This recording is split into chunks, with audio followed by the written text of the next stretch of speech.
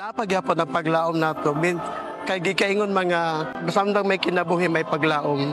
The main good purpose nga nung nagmaestro ko just because of my mother. My mother gusto gyud sa akong inahan nga makakita sa ako ang mag-uniform o public school teacher. And sad to say, wala kakita akong inahan sa nahimo na jud kong maestro kay nawa naman siya sa pandemic. Pero after pandemic, niuli ko sa Bohol, kaya taga-Bohol man ko. Yadto ko sa Lubganan, nag-uniform ko public school teacher, just for her.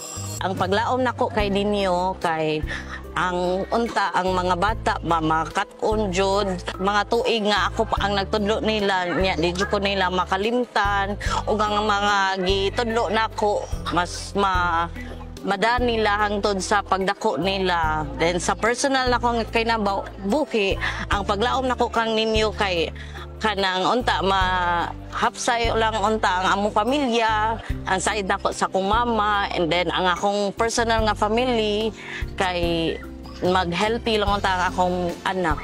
Ang paglaom na ko kang ninyo sa personal akong kinabuhi, so may naot ko nga for the journey sa akong life na siya kanunay, safety ang among tibuok banay, then maayo ang among panglawas, then at the same time tagaan pa miniyagdagan nga grasya.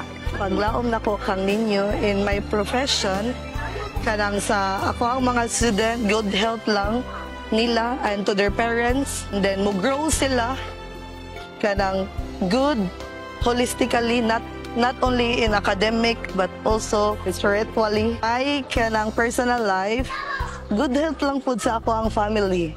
Ang paglaom na ko kang ninyo kay sa ako mga estudyante, unta sila modagko nga mga maayong tao, nya mahuman sila pag-eskwela. Sa akong mga anak nga unta parihasad ba, modagko sad sila, mahuman sila pag-eskwela. Nya nga akong paglaom ninyo nga unta tagaan ko niya og maayong panglawas kanunay. Ang paglaom na ako ka Senior Santo Niño kay pinaot nga ihatag niya nga akong gipaampo karon nga mamahimo akong ma-promote ko sa akong trabaho o makamalahutay ko sa pagtudlo sa atong mga kabataan.